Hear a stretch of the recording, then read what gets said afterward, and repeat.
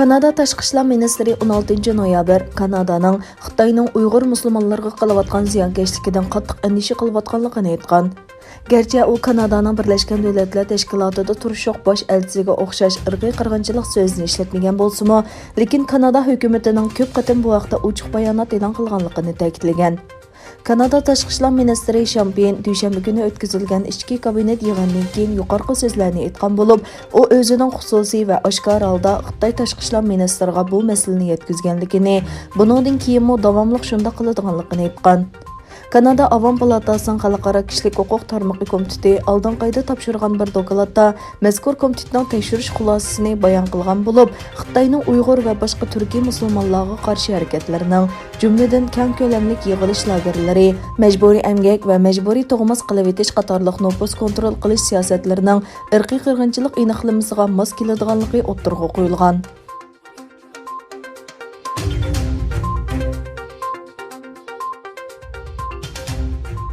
Malaysiya parlamenti Xitoydan qochib kelgan Uyg'urlarni Beijing doiralari bevosita talab qilgan taqdirdami hargiz topshirib bermaydiganligini bildirgan. Janubiy Xitoy Sahar pochta gazetining xabar qilishicha, Malaysiyaning Uyg'urlarga tutgan pozitsiyasi Malaysiya bosh vazir boshqarmasidagi ministr Muhid Redsuan Yusufning bir parlament a'zosining Uyg'urlarni Xitoyga qaytarib berish haqidagi savollarga qaytargan javobida o'ttirg'a qo'yilgan. Bu yil sentabrdan boshlab maxfiy tutilgan mazkur javob Malaysiya parlamentining tor bekitida e'lon qilingan. George Washington Universitetining professori Sean Roberts bu masala to'g'risida to'xtalib mundoq dedi. Malaysiya hukumati Indoneziya va Taylandni o'z ichiga olgan, atrofdagi Xitoyni qo'llaydigan nurg'un davlatlar hargiz xohlamaydigan maydonini ifodaladi. Bu olqishlashga arziydi. Kato institutining oliy tadqiqotchisi Mustafa Oqyo'l Malaysiyaning maydoniy musulmonlar ko'p sonliqni tashkil qilgan davlatlarning Uyg'urlarni Xitoyning rejimsiz bostirishidan qo'g'dash uchun qo'llangan qadamlarning biri dedi. Reuters agentligining xabarida aytilishicha, Malaysiya hukumatining bu maydoni Sharqiy Janubiy Osiyo davlatlaridagi Uyg'urlarning Malaysiyada siyosiy panohlik tilishiga yeshil chiroq yoqib bergan.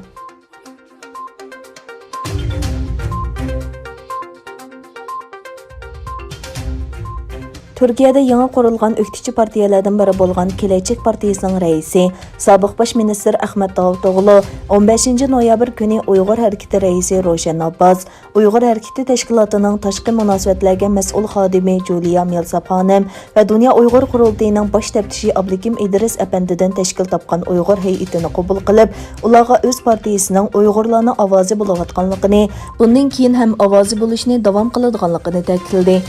Bundan burun Saadet Partiyasining raisi Tamal Qaramullaoğlu, İyi Partiyasining muavin raisi Yavuz Ag'iraloğlu, Kelajak Partiyasining muavin raisi Selçuk Özdağ va Umid apandilar Anqaradagi partiyasining markazlarida Uyg'ur hay'atini qabul qildi.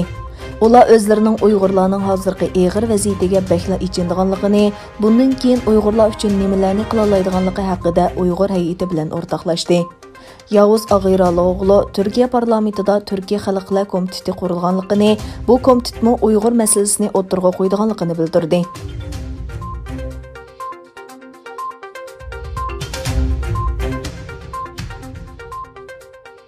Germaniyaning Birleşken Devletler Teşkilatı'da daimi turuşluq vakili Kristof Kosken, Rusiya va Xitoyni Shimoliy Koreyaning Birleşken Devletler Teşkilatı'ning neft import qilish qaroriga xiloflik qilmaganligini bekitishga to'sqinlik qildi deb aybladi. Birleşken Devletler Teşkilatı Xavfsizlik Kengashi Shimoliy Koreya Jazo komitetining raisi Kosken mundoq dedi. Rüsiyebilen Xitay Birleşken Devletler Teşkilatı'ga sungan dokladida varil birligi qo'llanmay aksicha tonni qo'llandi. Bu Birleşken Devletler Teşkilatı'nın qarar chiqarishini uzunga so'zlatdi. Koskin Rossiya bilan Xitoyni bu masalani siyosiylashtirdi deb ayblab, garchi bu ahvol murakkab bo'lsa-mu, har ikki davlatning davomli tonni orqali doklad qiladiganligini aytdi. 2017 yılı Birleşken Devletler Teşkilatı Xavfsizlik Kengashi yadro planini davomlashtirgan Shimoliy Koreyaning pishiqlab ishlangan neft va neft mahsulotlari importiga 500 ming varil bilan cheklama qo'ygan.